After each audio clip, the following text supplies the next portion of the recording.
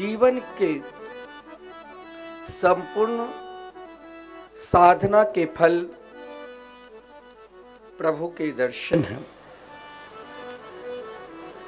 हमें मन में स्वप्न अवस्था में भी ये नहीं सोचना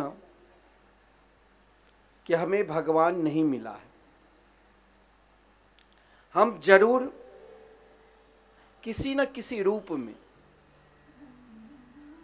उनको तो वही पहचान सकता है जिसे स्वयं वो वर्ण करे, परंतु ऐसा नहीं है हमने भगवान को नहीं देखा होगा।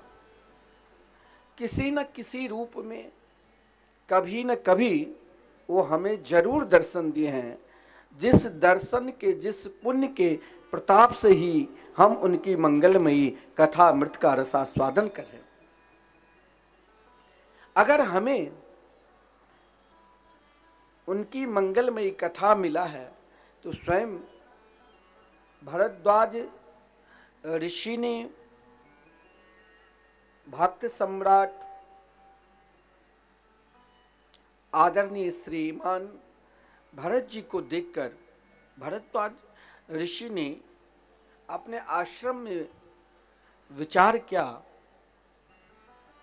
कि करोड़ों वर्ष तक मैंने पुण्य किया, धर्म किया, साधना किया, उन साधना के फलस्वरूप मुझे युगल सरकार श्री सीताराम के दर्शन मिले, परंतु दर्शन का लाभ मैंने तो अकेला लिया, परंतु आज जो महात्मा जो संत भरत जी मिले हैं, लगता है भरत जी के दर्शन मात्र से ही संपूर्ण प्रयागराज में जो भी प्राणी होंगे, शायद मेरे आश्रम के सब व्यक्ति तो धन्य होगा ही, स्वयं अपने आप को धन्य मानने लगे और सहित प्रयाग।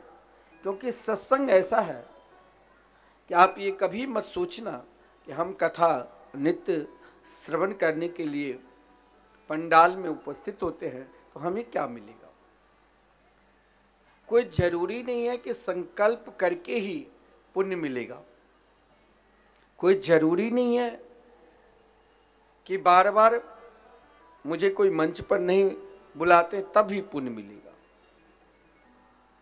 वो तो महाराज ऐसा नियम है कि एक को आगे किया जाता है, लेकिन आपने यदि अपने मन में संकल्प लेकर जो भी भाव भगवान की कथा तो अमृत है, और अमृत में भी श्रेष्ठतम अमृत कल्प वृक्ष की तरह है। अगर आप नियम पूर्वक मन का संकल्प लेकर भगवान की कथा में उपस्थित होते हैं तो जो भी इच्छा आपके मन में है एक दिन भागवत भगवान अवश्य पूर्ण करेंगे।